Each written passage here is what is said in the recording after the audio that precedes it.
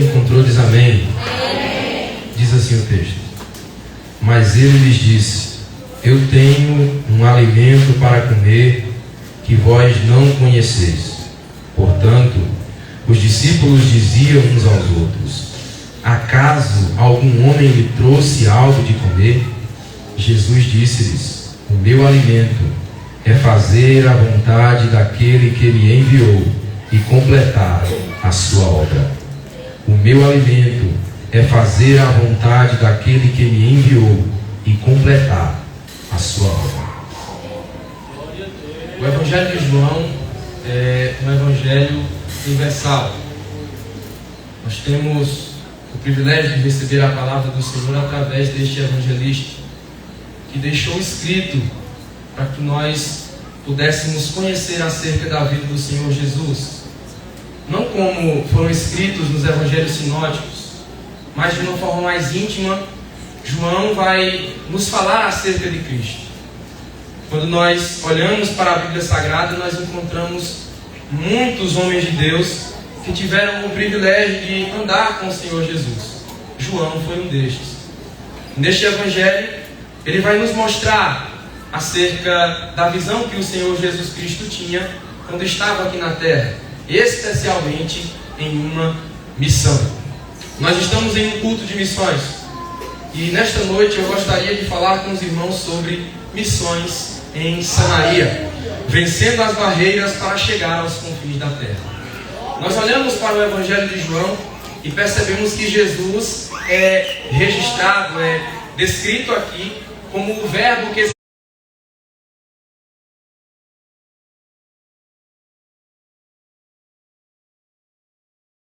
você procure saber o que foi que Jesus disse, pois Jesus fala acerca da vontade de Deus para a nossa vida.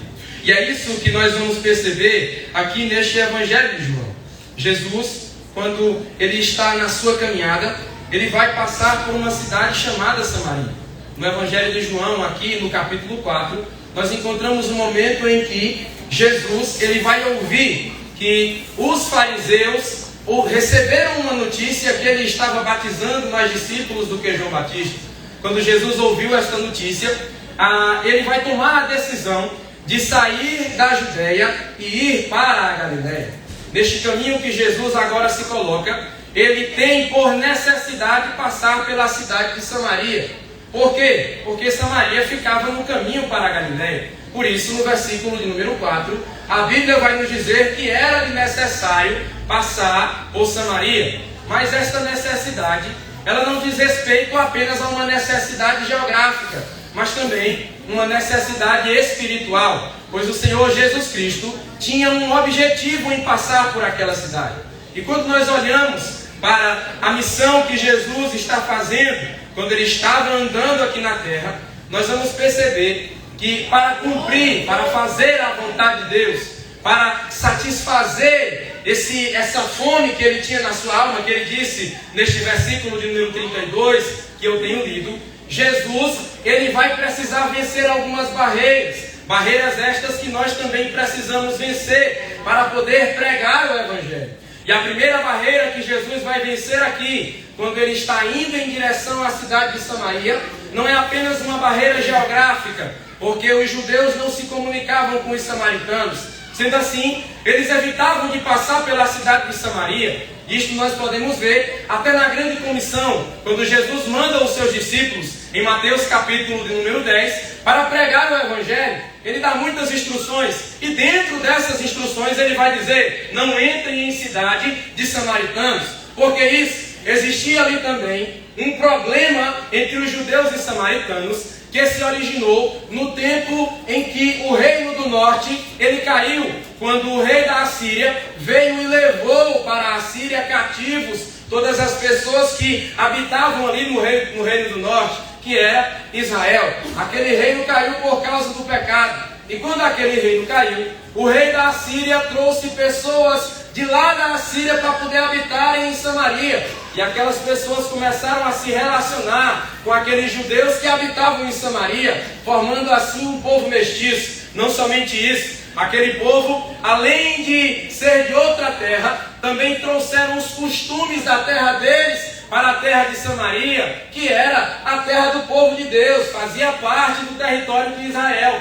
E aquele povo agora começa a misturar os seus costumes. Eles queriam adorar a Deus e adorar também aos deuses da nação de onde eles vieram. Assim, torna-se um povo misturado. Este povo tem duas prioridades. Querem adorar a Deus, mas também querem adorar aos seus deuses. Os irmãos podem encontrar esta referência no segundo livro dos Reis, capítulo de número 17.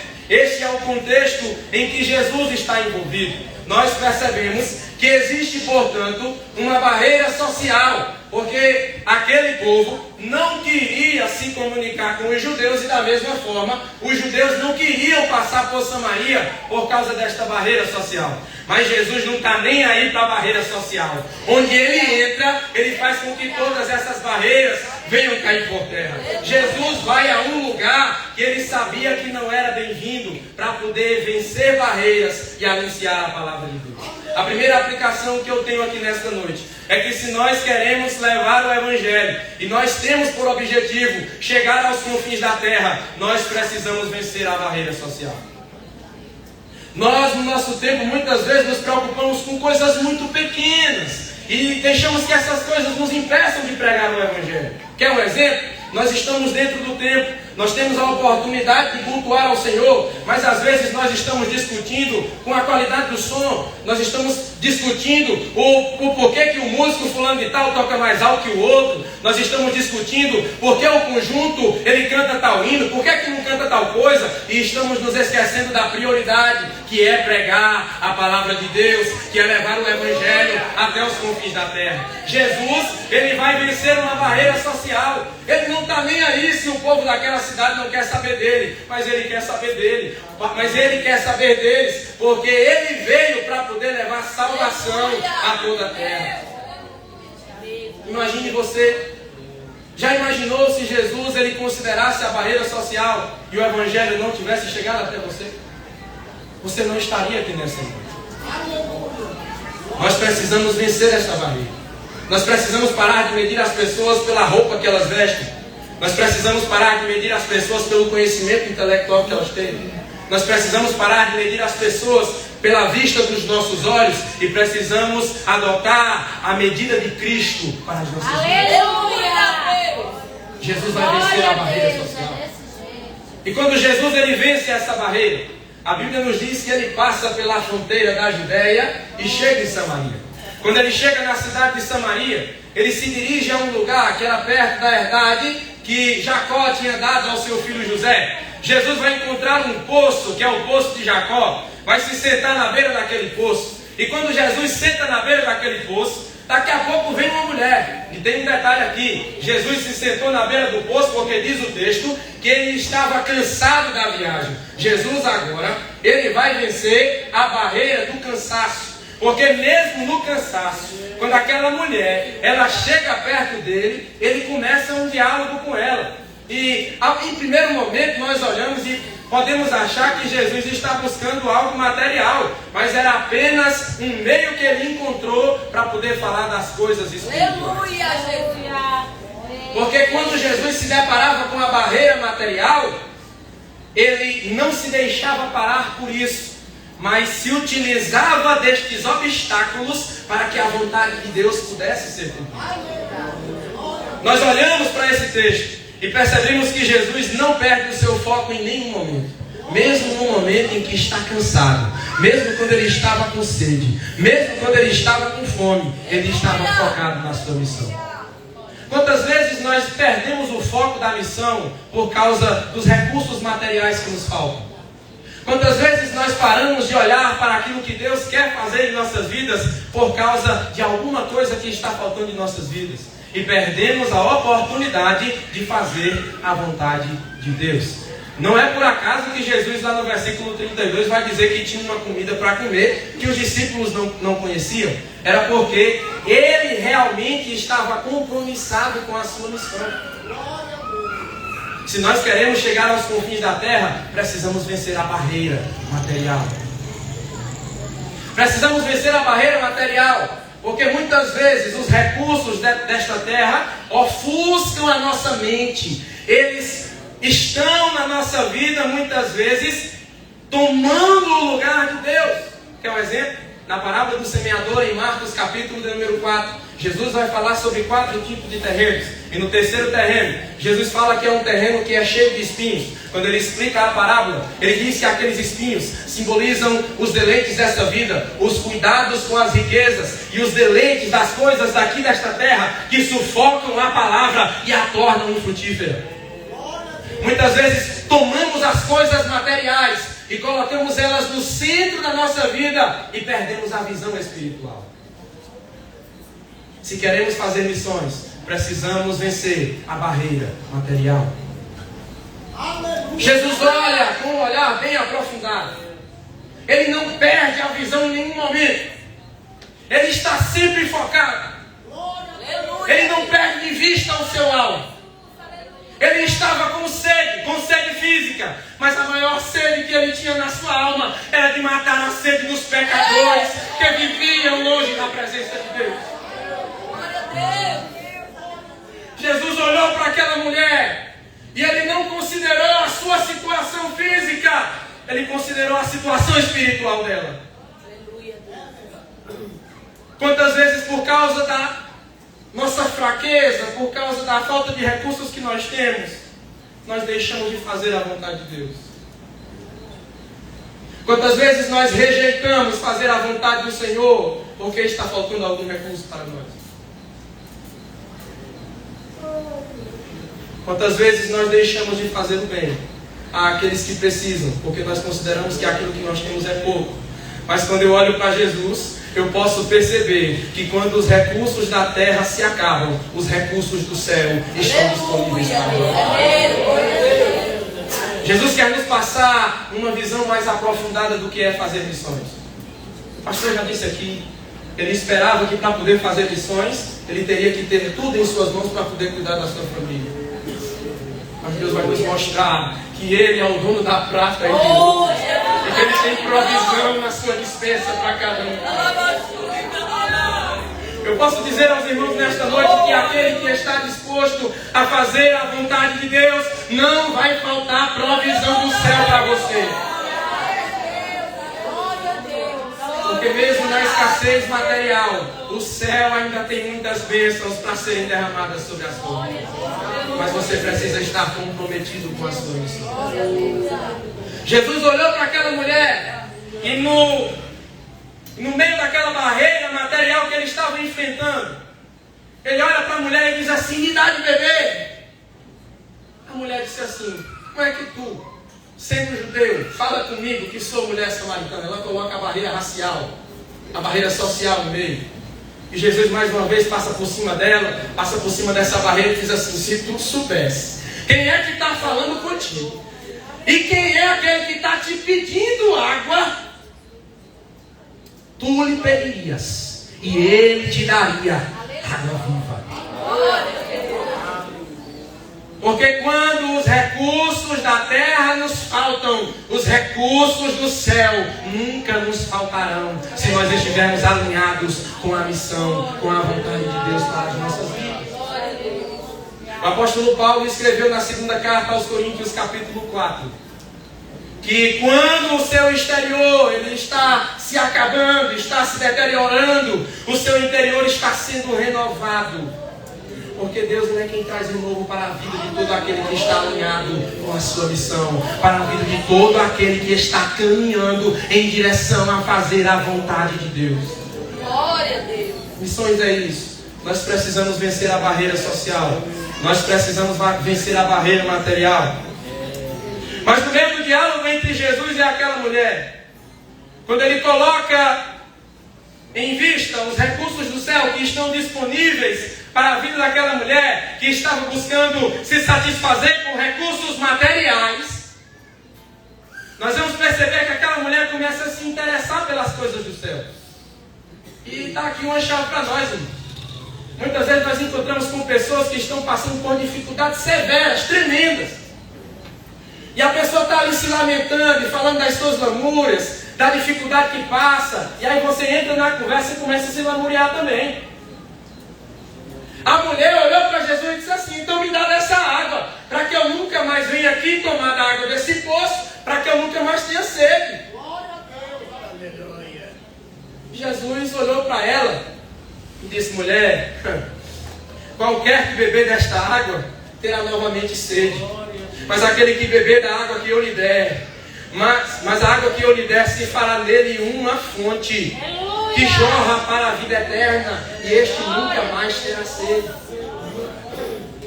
Qual o problema que nós temos quando nós pregamos o Evangelho hoje?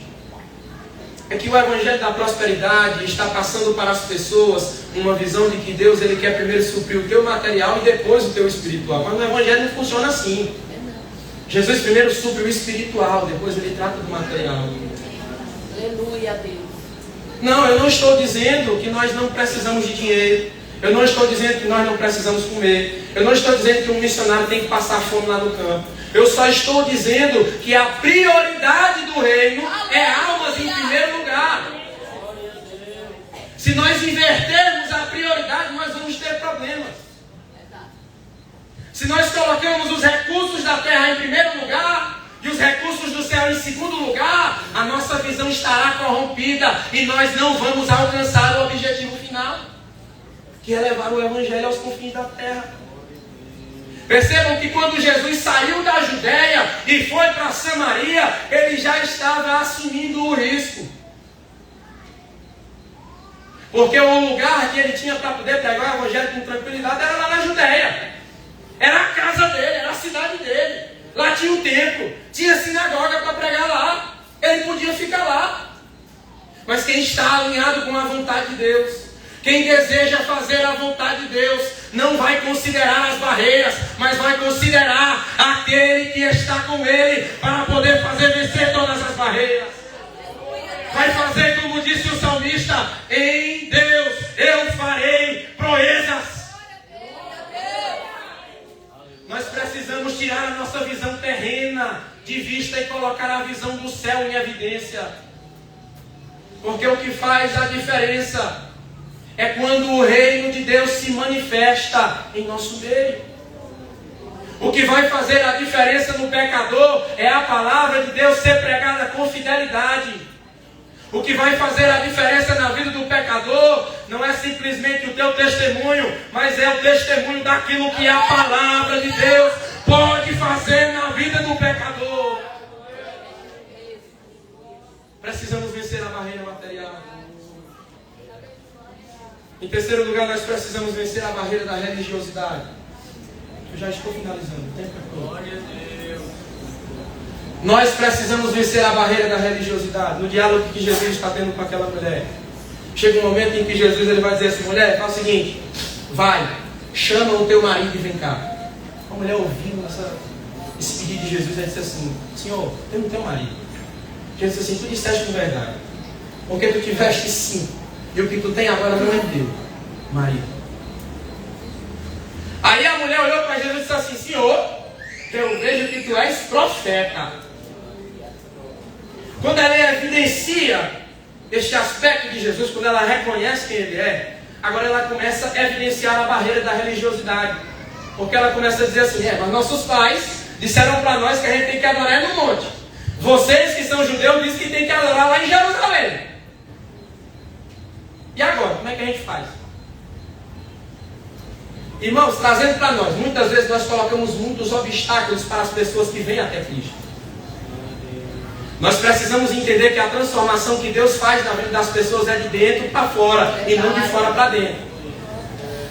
E muitas vezes nós exigimos que a pessoa mude por fora, mas esquecemos de tratar o espiritual.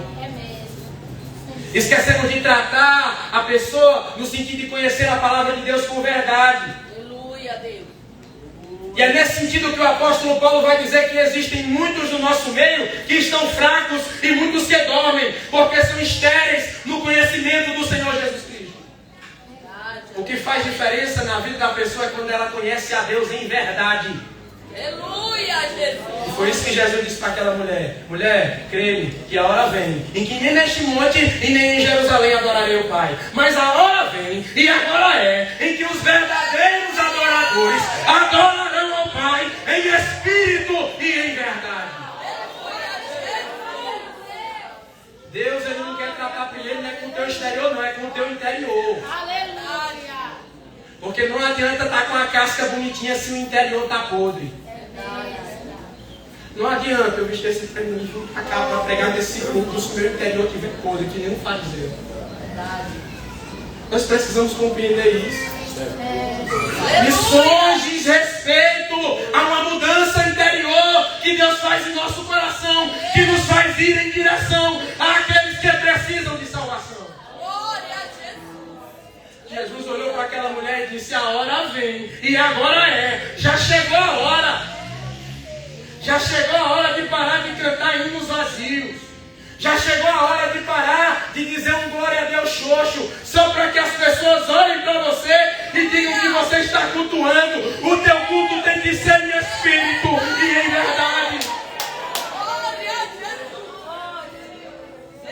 Nós precisamos vencer a barreira da religiosidade. Irmãos, muitas vezes nós pregamos mais a placa da nossa igreja do que o próprio Cristo que nos salvou.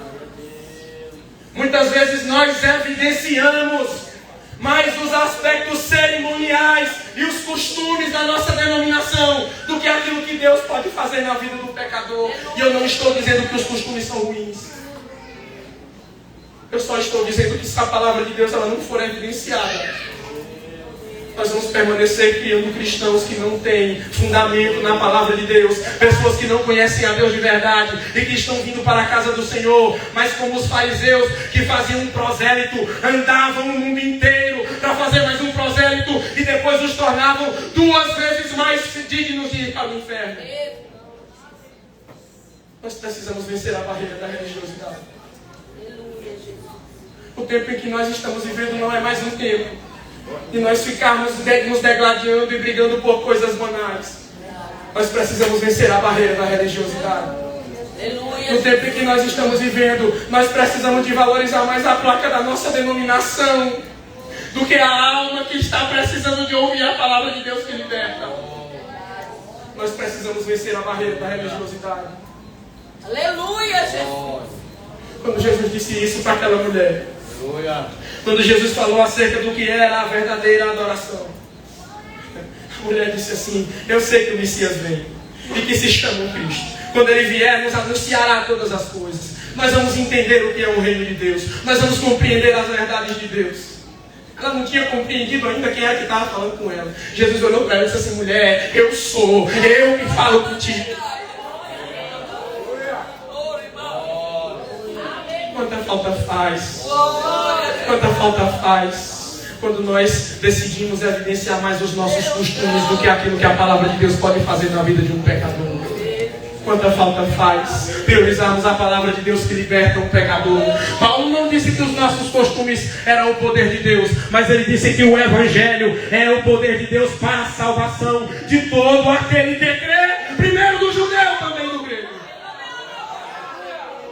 O Evangelho passa por cima das barreiras, passa por cima das fronteiras, para poder encontrar uma mulher que vive uma vida desgraçada. Mas quando a água de Deus chegou na vida daquela mulher, ela se levantou e saiu correndo para a cidade.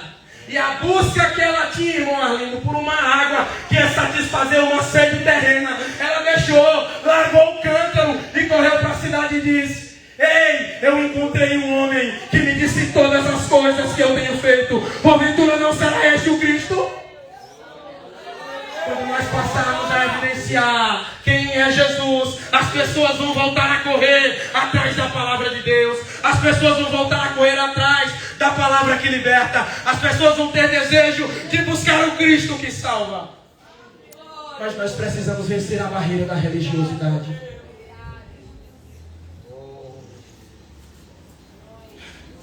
Aquela mulher sentiu a transformação de Deus em sua vida. Aleluia! E eu estou dizendo isso tudo para poder chegar aqui. Depois dessas 3 barreiras que Cristo ele vai vencer: a barreira social, a barreira material e a barreira da religiosidade. Os discípulos, olha só, irmão, isso aqui é muito interessante. Os discípulos que tinham ido na cidade para poder comprar comida. Eu termino já.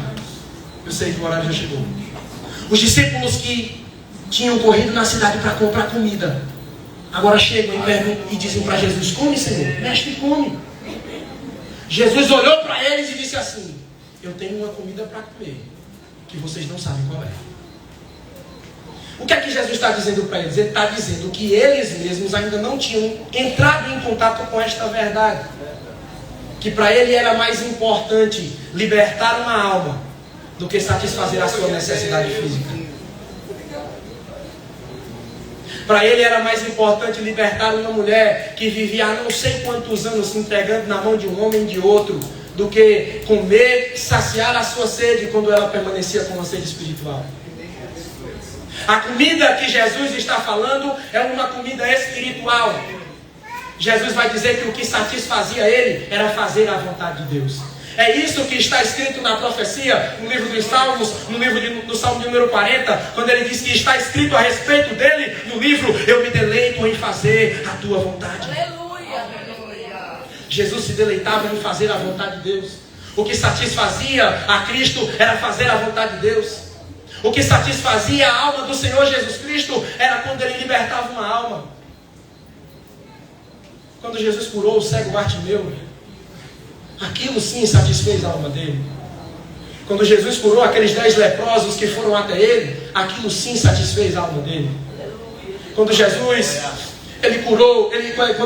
chegou na casa de Zaqueu e disse que a salvação tinha chegado na casa dele, aquilo sim satisfez a alma de Jesus. Mas o que é que satisfaz a nossa alma hoje? O que é que satisfaz o nosso coração hoje? É quando nós participamos de mais um congresso? É quando nós conseguimos fazer mais uma festa? E chamamos 2, 3, 4, 5 igrejas? Ou é quando uma alma, um pecador se arrepende e se converte? Jesus disse em Lucas capítulo 15 que existe mais alegria diante de Deus quando um pecador se arrepende do que por 99 justos que não necessitam de arrependimento. O que satisfaz a nossa alma? O que satisfaz o nosso coração? Que tipo de fome é a que nós temos? De que tipo de espírito nós somos? Os discípulos, certa vez, em Lucas capítulo 9, versículos 55 e 56, entraram em Samaria para poder ver se conseguiam algum lugar para Jesus se hospedar. Os samaritanos não receberam, eles voltaram com raiva e disseram para Jesus assim: Senhor, não quiser receber o Senhor não. Mas fala o seguinte: diz para nós que nós podemos, que nós vamos lá e nós ora e desce fogo do céu que nem Elias fez e eles vão ser consumidos. Jesus olhou para eles e disse assim: vocês não sabem de que tipo de espírito são, porque o Filho do Homem não veio para destruir as almas dos homens, mas para salvar. O que satisfaz a nossa alma? O que satisfaz o nosso coração? O que dá alegria ao nosso coração? É ver pessoas libertas? Ou é satisfazer os nossos próprios desejos materiais? Aleluia, Deus. A minha vontade é fazer a minha comida é fazer a vontade daquele que me enviou e executar e completar a sua obra. Jesus tinha uma obra e ele vai dizer que a obra de Deus era que as pessoas que ouviam a sua mensagem crescem naquele que Deus enviou. João capítulo 17, versículo número 4, vai dizer que Jesus completou a obra que o Pai o havia dado. Ele o glorificou na terra. Porque ele se deleitou, ele se empenhou em fazer a vontade de Deus. Para terminar, da mesma forma, nós precisamos cumprir a vontade de Deus. Mas para que nós possamos cumprir a vontade de Deus, primeiro nós precisamos descobrir qual é a vontade de Deus. E a vontade de Deus está evidenciada nesse texto. A vontade de Deus é de libertar almas. A maior sede que Deus tem no seu coração, o maior desejo do coração de Deus é que um pecador seja restituído à casa do Senhor. É que uma alma seja liberta. Mas qual é a nossa sede? Culto de missões é para isso, é para que nós paremos para pensar na missão que Deus nos entregou. Jesus não passou um minuto sem pensar na missão que Deus nos entregou. Mas nós todo dia nós nos esquecemos da missão que Deus nos entregou. E eu falo isso me incluindo. Porque nós somos tendenciosos a nos esquecer das palavras do Senhor. Mas nesta noite nós precisamos voltar o nosso coração para as palavras que o Senhor já nos falou. E eu digo como o apóstolo Paulo disse: eu não me canso de dizer as mesmas coisas, porque para vós é certeza, é segurança de salvação. Nós precisamos parar para nos voltar e meditar nas verdades que o Senhor já nos anunciou. Porque nada podemos contra a verdade senão pela verdade. Porque só a verdade liberta, porque só a verdade de Cristo é que é poderosa para desfazer todo o sofisma e tudo aquilo que aprisiona um pecador. Por isso, pela compaixão de Deus, pelo amor de Deus, pare para pensar no que é que satisfaz a sua alma. Eu não estou dizendo que você não pode ter recursos, eu só estou dizendo que as suas prioridades precisam ser revisadas. Jesus disse: a minha comida é fazer a vontade daquele que Ele enviou e executar a sua obra. Ele olhou para os discípulos e Ele disse assim: vocês estão pensando que o tempo da ceifa é só daqui a 4 meses. Eu, porém, vos digo: levantai os vossos olhos, porque os campos já estão brancos. E tanto aquele que semeia como aquele que ceifa recebe salário.